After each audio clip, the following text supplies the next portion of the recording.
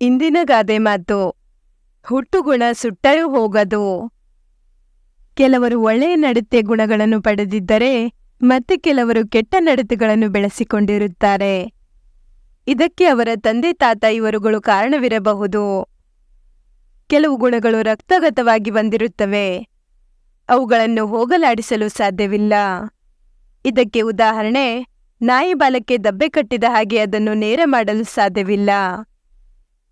ಹೆಚ್ಚು ಹೊತ್ತು ನೀಡಿದರೆ, ಪದೇ ಪದೇ ಹೇಳಿದರೆ ಸ್ವಲ್ಪ ಬದಲಾವಣೆಯಾಗಬಹುದು. ತಾತ್ಕಾಲಿಕ ಸಹವಾಸ ದೋಷದಿಂದಲೋ ಇತರ ಯಾವುದೋ ಕಾರಣದಿಂದ ದುಶ್ಚಟಗಳು ಅಂಟಿಕೊಂಡಿರುತ್ತವೆ. ಅವುಗಳನ್ನು ಹೊರಹಾಕಲು ಸಾಧ್ಯವಿಲ್ಲ. ಕೆಲವರಿಗೆ ಚಾಡಿ ಹೇಳುವುದು, ದುರಹಂಕಾರದಿಂದ ಮಾತನಾಡುವುದು, ಸುಳ್ಳು ಹೇಳುವುದು ಮುಂತಾದ ದುರ್ಗುಣಗಳು ಅಂಟಿಕೊಂಡಿರುತ್ತವೆ. ಹಾಗಲಕಾಯಿಗೆ ಏನು ಮಾಡಿದರೂ ಅದರ ಕಹಿಯನ್ನು ತೋರಿಸದೆ ಬಿಡದು. ಅದಕ್ಕೆ ಜೇನುತುಪ್ಪ ಸವರಿ ಸೇವಿಸಿದರೂ ಕಹಿ ಇದ್ದೇ ಇರುತ್ತದೆ. ಹಾಗೆಯೇ ದುರ್ಗುಣ ಹೊಂದಿರುವ ವ್ಯಕ್ತಿಗಳನ್ನು ಎಂದಿಗೂ ಬದಲಾಯಿಸಲು ಸಾಧ್ಯವಿಲ್ಲ. ನಿರಂತರ ಪ್ರಯತ್ನ ಪಟ್ಟರೆ ಅಲ್ಪ ಪ್ರಮಾಣದಲ್ಲಿ ಸರಿ ಮಾಡಬಹುದಾದರೂ ಅದು ಕೇವಲ ತಾತ್ಕಾಲಿಕ.